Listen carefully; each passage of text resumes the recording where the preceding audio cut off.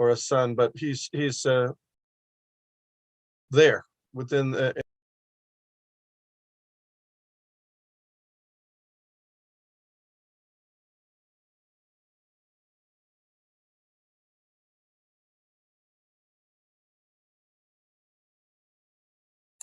Looks like he dropped out for some reason. He may log back in. Let's just give him a few minutes.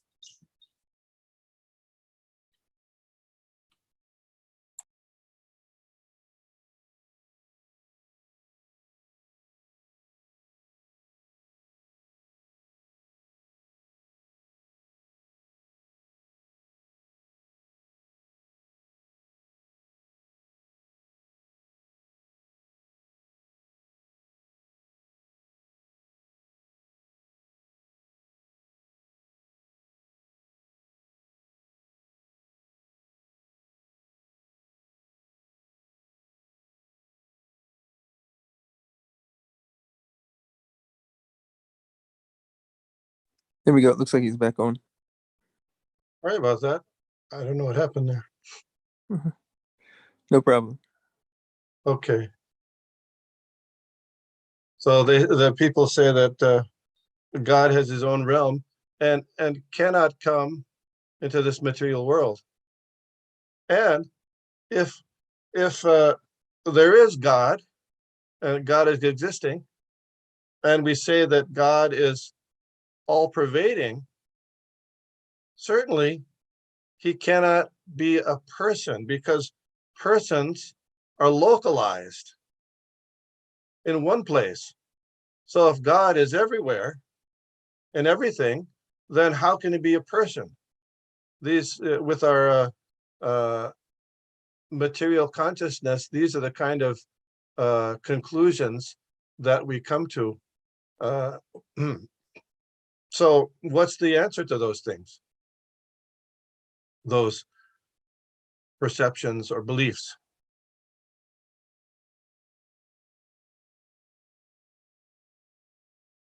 What do you say?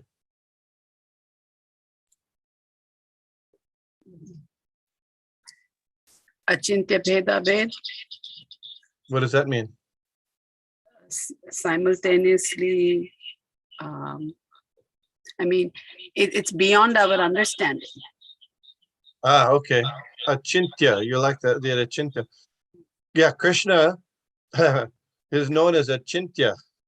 Or also, Achintya means inconceivable. We can't conceive of him by our materially blunt senses. Grayam indriya, blunt senses. Lord Brahma says that in the Brahma Samhita, Pantastu koti shatavat sarasam pragamyo vayoratapi manaso munipungavanam. So pyastiyat prapadyasimnya vichintya tatve govindamadi purusham tamaham bhajami. Even the tip of the toe of the lotus feet of Govinda can barely be approached by great yogis and gyanis who drill the respiration and follow the yogic process or speculate on the transcendental, a process going on for thousands and millions of years. They can even barely approach his toe. So this is a very difficult process for those who have no understanding of Krishna's personal form. Generally, we say that if God is all powerful, then who's to stop him from coming into this material world if he likes to? Just like there's a story of Krishna having a headache. Now, somebody would say, wait a minute, how can God have a headache? So what's the answer? If he wants to, he can do. Of course, it's not like our headaches. He's forced to, but it's all by his will. And we were reading yesterday, how is it that Lord Krishna on the battlefield is getting injured by the arrows of Bhishmadev? Oh, because he wants to. He appreciates the fighting spirit of Bhishmadev. So these things are difficult with our material brain, which is full of all kinds of stuff, to really wrap around the nature of the Supreme Personality of Godhead. So Lord Brahma prays that nobody can understand the appearance and activities and the personality of the Supreme Lord without the slight trace of mercy of the devotion at his lotus feet. That goes, Atapi te deva padambujam dvaya prashadu leshanu grihita evahi janati tadvam bhagavan mahimno nachanya eko picharan vichinban. My Lord, this is Lord Brahma praying. And you know that Lord Brahma, in the first verse of Srimad Bhagavatam, Vyasadeva says, Muhyanti yat suraya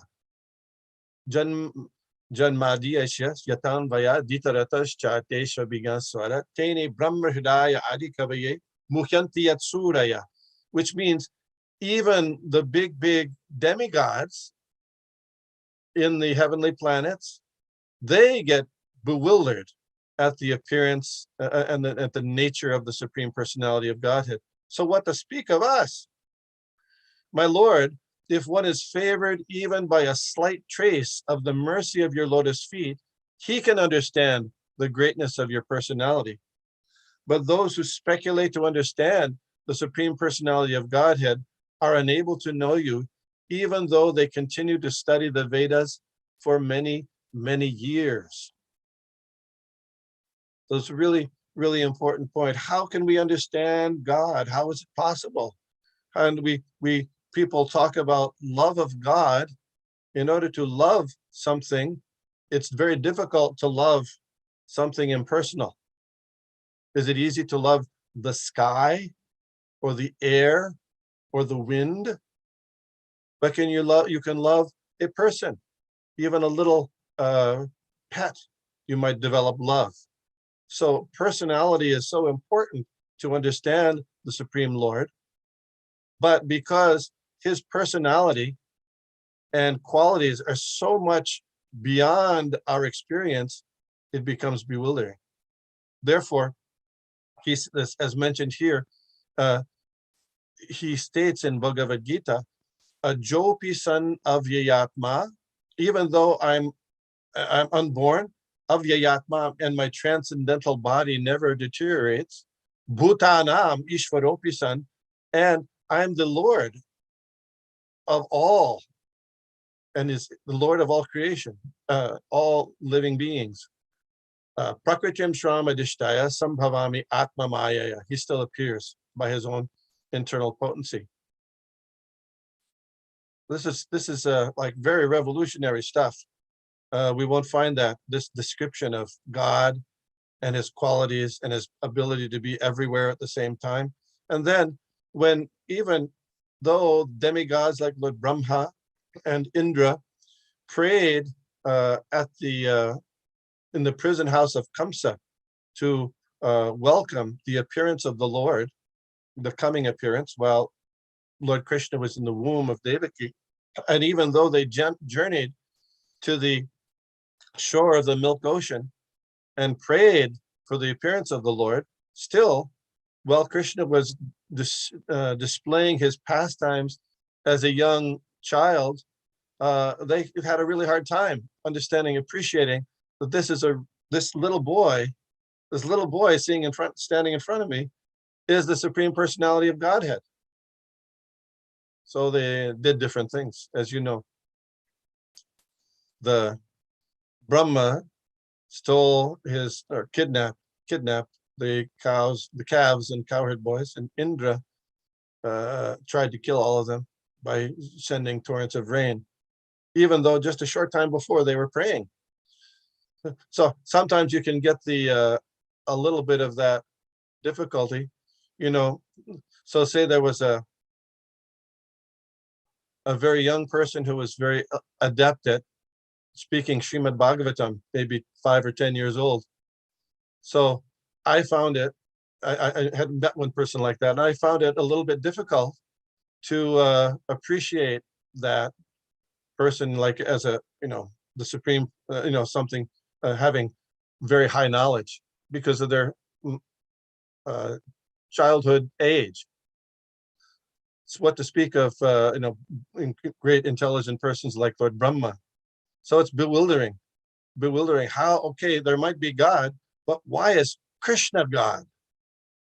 Shishupal had so many reasons why the assembly for the Rajasuya sacrifice shouldn't be appreciating Krishna.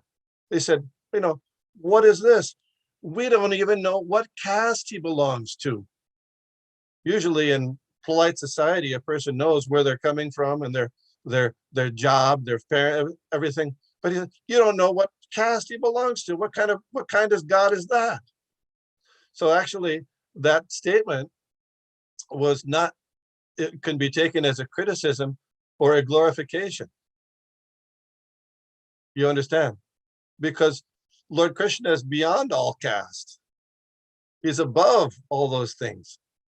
So anyway, there were so many objections that Shishupal gave about Krishna being worshipped or appreciated, and finally he was smashed. But the version of Queen Kunti is right from the beginning. She's fully aware of the nature of the Supreme Personality of Godhead. And so she says her beginning prayer, I think you probably remember that, Namasye Purusham Tvadyam Ishwaram Prakrite Param Alaksham Sarvabhutanam Antar Bahiravastitam. I'm offering my obeisances to you, Purusham, the original person, not a vague energy, not just a concept, but a person. I remember the first time I had read some things glorifying the Bhagavad Gita. I was in end of high school, and I thought, let me get a Bhagavad Gita and read it and see what people are glorifying this Bhagavad Gita. So it just so happened that the Bhagavad Gita that I got, was saying that, well, it's really the unborn energy that's speaking through Krishna. We shouldn't focus on Krishna, the person. So I got all confused. What's going on here? And so I put it down. I put the book down. I couldn't continue. It didn't make sense to me. So right off the bat, Kunti Devi says, Namashe Purusham Tvadyam. I'm offering obeisances to the original person. Purusham means person. Ishwaram Prakrite Param. And that person is the Lord of the whole cosmos, Prakrite Param, and beyond it. Alaksham Sarvabhutanam. And he is, although not seen by anybody, Antar Bahiravastitam. He's within and without everything. Such a wonderful prayer. So then she goes on and glorifies Lord Krishna's personality and his being as the Supreme Lord. And then just to make sure that people don't get misled and think, oh, she's talking about some concept. She's talking about, some being beyond in the transcendental world. Then she says, Krishnaya Vasudevaya. I'm talking about Krishna, that son of Vasudevaya, that son of Krishna, Devaki Nandanaya. That son of Devaki, Nanda Gopa, who's of giving pleasure, the son, the child of Nanda Maharaj, Nanda Govindaya, Govinda, the one who gives pleasure to the cows, the land, and the senses. I'm offering obeisances to him, just so you don't make any mistake. All those things that I previously said, we're talking about Krishna, the Supreme Personality of Godhead. So first trouble is trying to understand that, God can come within this material world and make his appearance, even though he's unborn. And the next problem is, that this personality, Krishna, is that God, that Supreme Person. So those two things are established by Krishna in the Bhagavad Gita. Yeah. And there in the Bhagavad Gita, as Prabhupada says, he gives, like in corporations or organizations, there's a mission statement. So Lord Krishna in the 4th chapter of Bhagavad Gita gives his mission statement about, okay, so even though he's unborn, he's coming, and he's coming for this purpose. What is that purpose? Yada. Yada hi dharmasya glanir bhavati bharata. Whenever and wherever there is irreligion, where devotees are being hurt, that's when he comes. Paritranaya sadhunam. Yes, to deliver the sadhus. Vinasaya Chatushrutam. Paritranaya sadhunam. Vinasaya Chatushrutam. So he has his purpose to come. Some say he can't come. Some people say he can't come. Or if he has a form, that form is unapproachable.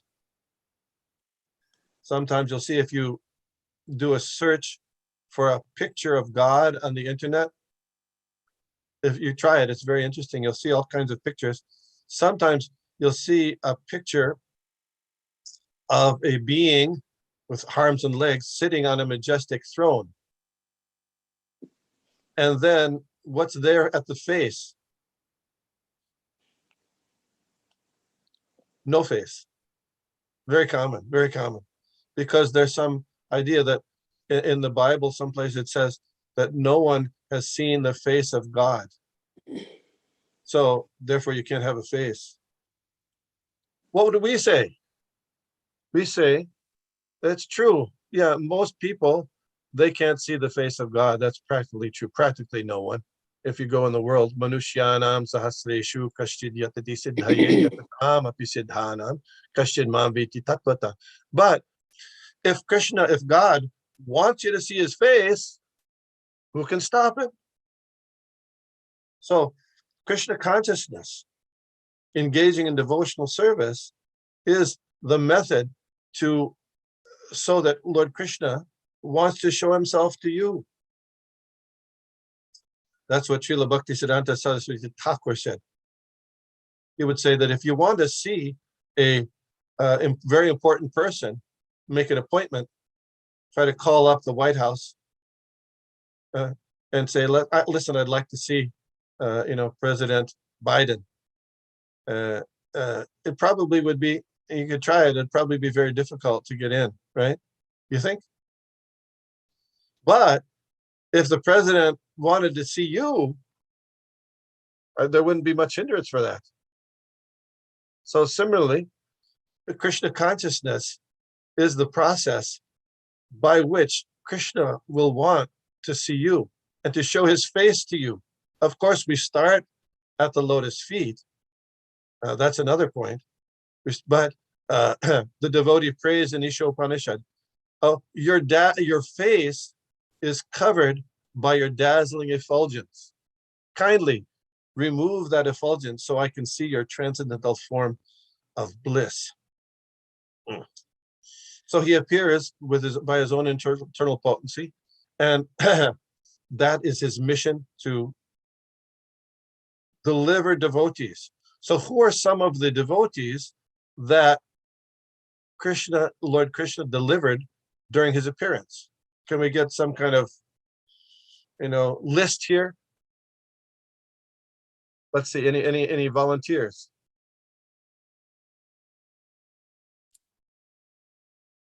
Putana. Well, those of you who count her as a devotee, okay.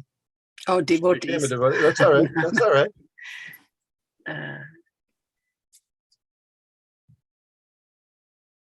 Come on. Ajami was a devotee before.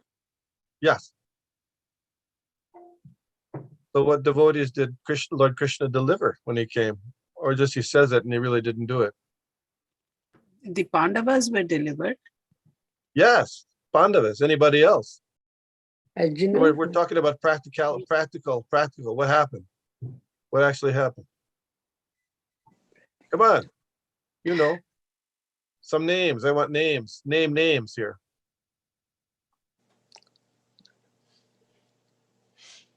I think Kauravas were delivered because they were killed by the hands of Krishna. Or in the presence of Krishna, yeah, by Bhim and others, but yeah, they were, even though they weren't such great devotees. You got, come on, you know, why I don't know why you're being shy. There's so many. Between Arjuna's tree. Yeah, Nala, Kuber, and Manigriva, right? Very good. Yes. King Prahlad Griga. Maharaj. Who's that? Prahlad Maharaj. Prahlad Maharaj. Of course, he wasn't there present at the time of Krishna there, but still, yes. But we're talking in this Krishna, the source of all incarnations, being present, before Mother Kunti, Queen Kunti, who's praying to Lord Krishna. So many. I mean, by his. Go ahead. Devaki. Devaki was there first. And then Yashoda. Devaki, Vasudev, Yashoda also. Yashoda, Nanda. What about Indradev? Mm. What about Brahma? They were devotees, but they had to be chastised a little bit, right? What about Sudama? Dhamma is first. Yeah, what about so many? Bahulashva.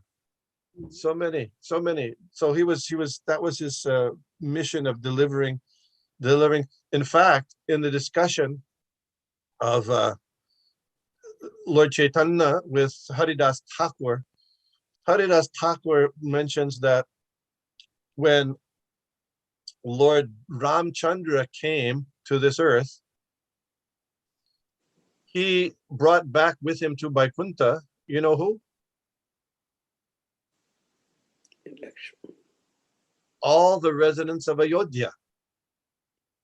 All of them, he said, went back to Godhead. And when Lord Krishna appeared in this universe, what happened?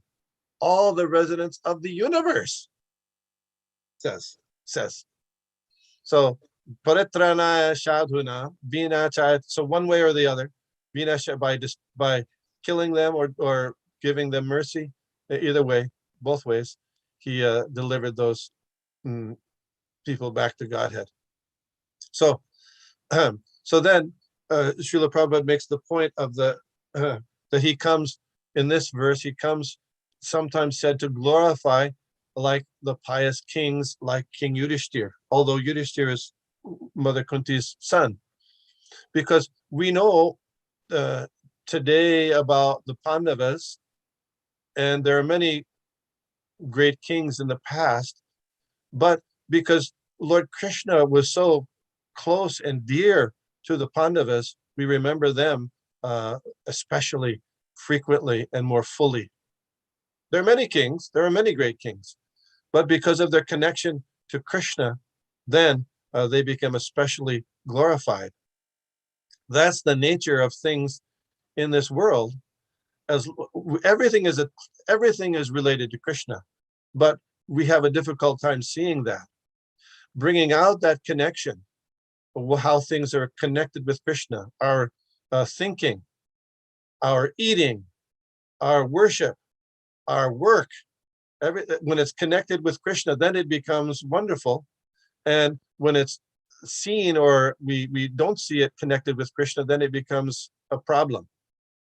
So here, Srila Prabhupada remarks that there was a king named Maharaja Nala. You see that?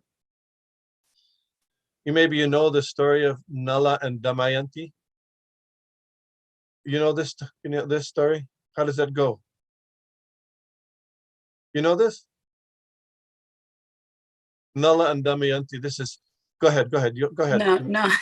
I don't remember the details. But Bharat is their son? No. Dushyanta. Yeah, no, down.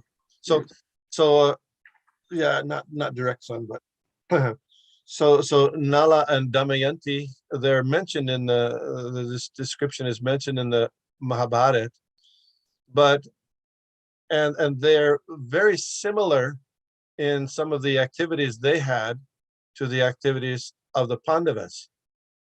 How's that? Well, I mean, there was this special marriage they had between, he was the king of the Nishadas and she was a Yadava, actually, queen. So they got married and they had a wonderful kingdom and they were happy, etc., etc. But then somehow one of the relatives, I think it was a cousin of Nala, challenged him to a dice match. Sound familiar? Yeah. And what were the wages? What was the wager? Whoever lost the dice match would have to give up his kingdom to the other one and be exiled. Sound familiar? Yeah. So Nala lost the dice match, had to give his kingdom to his cousin, and was exiled to the forest for, I think it was 3 years, not 12 years like the Pandavas. But anyway, so then there were all kinds of intrigues and problems that happened and adventures along the way. Finally, he learned the dice, how to play dice better, and he defeated his cousin again and got his kingdom back. It's a very involved adventure story.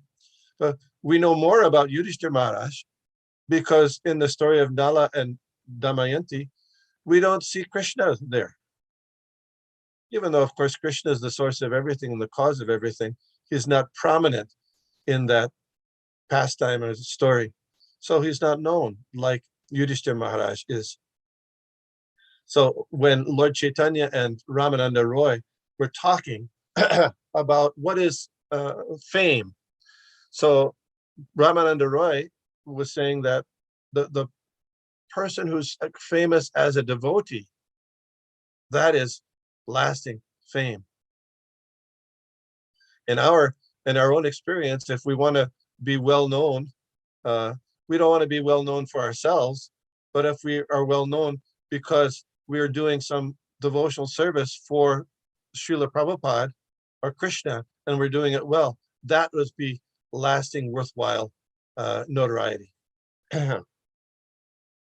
So Krishna, this says that Krishna wanted to reestablish religion through installing the Pandavas and particularly Maharaj Yudhishthira on the throne of the world, which he did through the Battle of Kurukshetra finally. So let's go down a little bit. Who's control? Yeah, thanks. So then there's this, Prabhupada gives the example, or in the verse it's there, that like sandalwood trees grow in the Malaya Hills. Where are the Malaya Hills anyway? Where are Malaysia. Malaysia. What, you think? Who says Malaysia? That's Mother Golokananda Priya? Yeah, my daughter was born in Malaysia. So. Oh, okay. So there are some hills over there? Yeah, that's what I heard in Prabhupada books. So I don't know about Any other versions? Himalayas? No. So I mean, Prabhupada said both things. You're right, Mother Golokananda Priya.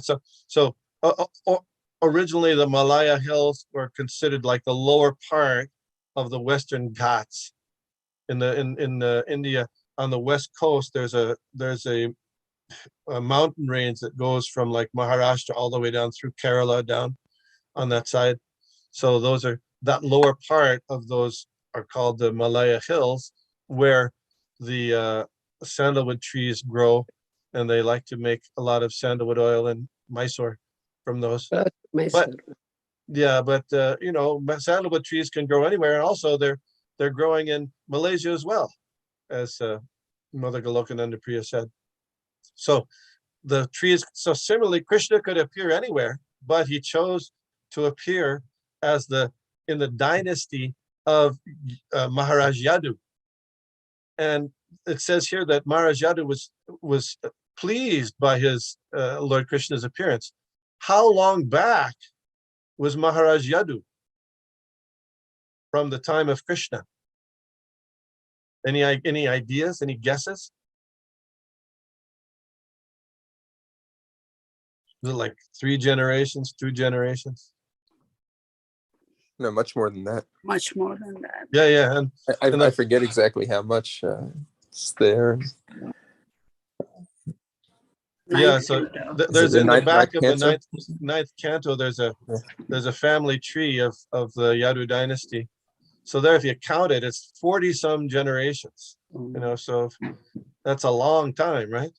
So if you had, there's probably more than 100 years per generation. You got at least several thousand, many thousands of years way back there. There's Maharaj Yadu. And so why did Lord Krishna appear in the family of Yadu? And that way, please give pleasure to Maharaj Yadu, even though he was so long before. Because it's said that Yadu, Maharaj Yadu, was his devotee, his great devotee. So we don't have too many details about the devotion of Maharaj Yadu, at least in Srimad Bhagavatam, but we do know that he's the son of King Yayati. You know King Yayati? Anyway, King Yayati was, he married the daughter of a Brahmin, in fact, a very powerful Brahmin named Shukracharya. Shukracharya. There's a whole intrigue what happened, which she wanted to marry one of Shukracharya's pupils, who was actually the son of Brihaspati. But he said, I can't marry you. You're like my sister, because your father's like your father, who's my guru, so he's like my dad. So I can't marry you. So she got mad and she cursed him, and he cursed her that she could never marry a Brahmin. So anyway, she later married King Yayati, even though she was the daughter of a powerful Brahmin. And the King Yayati, one of Devayani's maidservants, there was a whole story behind this. Devayani's maidservants wanted to have a child just like Devayani had a child. So he did. He gave her a child. And when Devayani found out she was pregnant by her husband, she freaked out. And she went back to her father and said, look what's going on to this guy. He's done this. He's giving a child to this other woman. So what did Shukracharya do? He cursed Yayati. Yeah. He cursed him to become an old man. So, so of course Yayati was really disturbed, but also, so he asked for, please give me a break here. Please, your daughter won't be happy either by this arrangement. If I'm an old man, she won't be happy, So Shukracharya relented and he said, okay, you can pass on this curse to one of your sons. So the oldest son of Yayati by Devayani was Yadu. So he asked Yadu, okay, please, why don't you take my old age? And you know what Yadu said? No. Why not? Why? He said no. Because he didn't want to take old age on. Of course, nobody wants to take, no, that's one of the Janma Mrityu Jara Vyadi. It's one of those 4 things nobody wants. Or at least Jara Vyadi, Mrityu, yeah. So, but that wasn't the crux of his argument.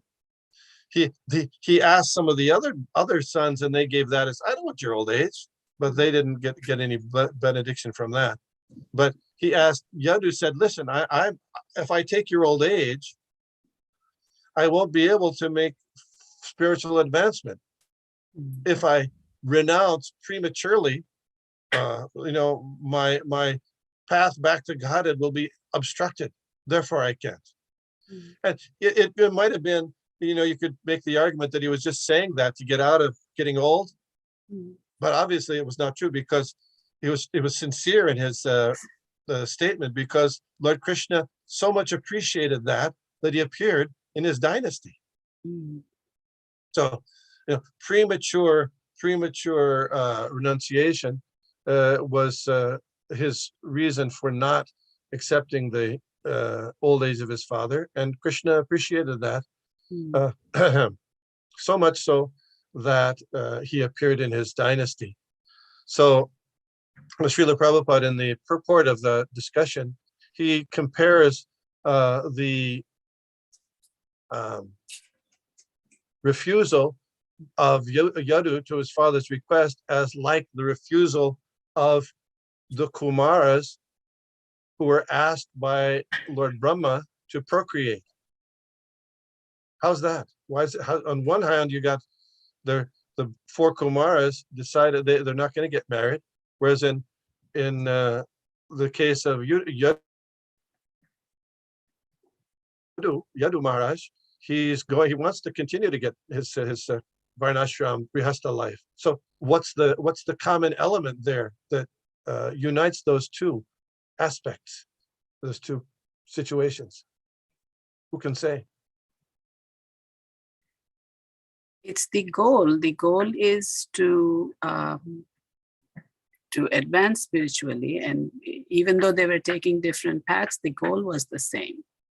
Yes, good. The Atapumbir Dvija Shrestha Varnashrama Vibhagasha Sonustitasya Dharmasya Sangsiddhir Haritoshanam.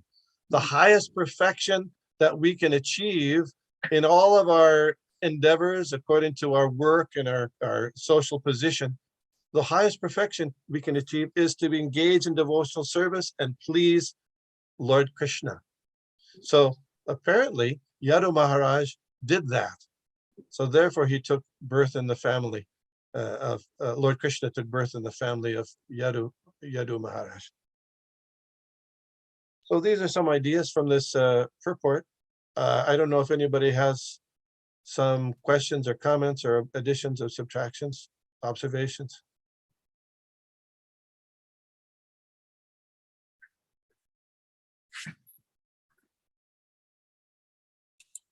Hare Krishna, Prabhuji.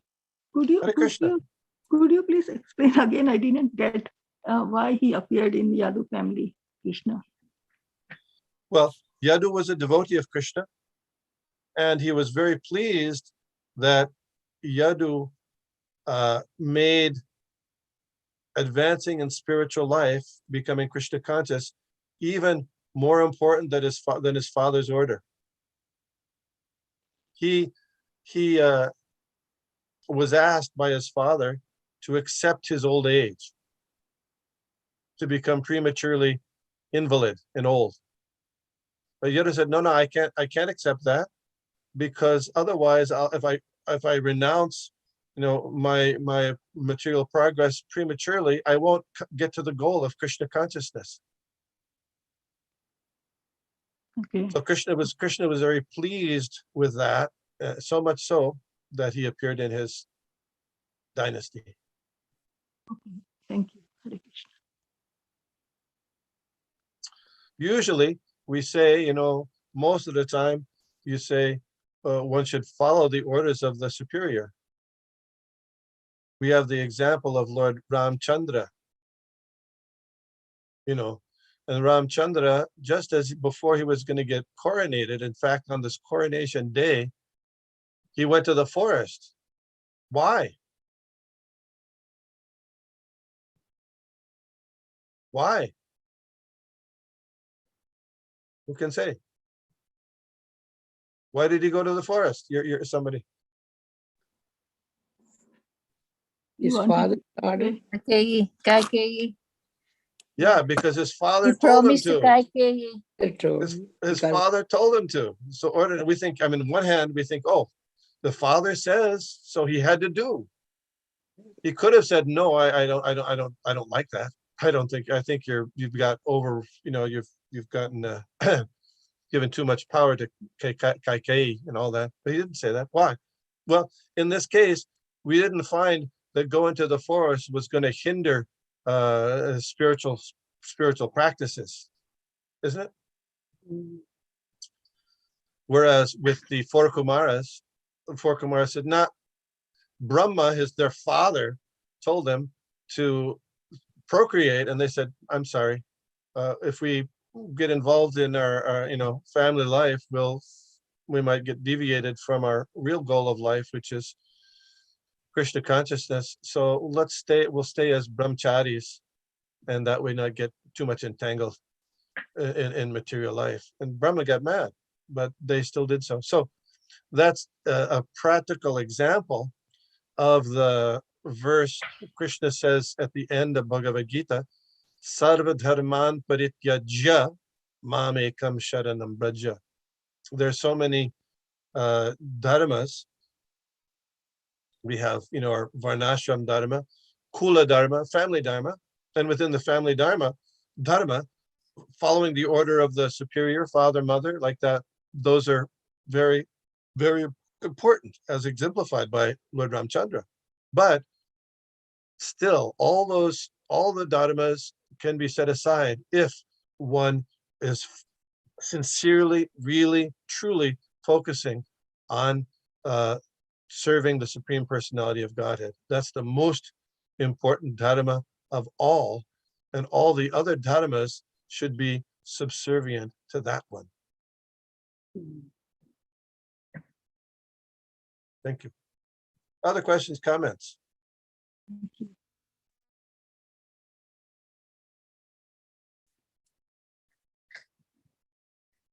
No? Okay. Thank you. Thank you very much. Thank you, Vishnugada Prabhu. Hare Krishna.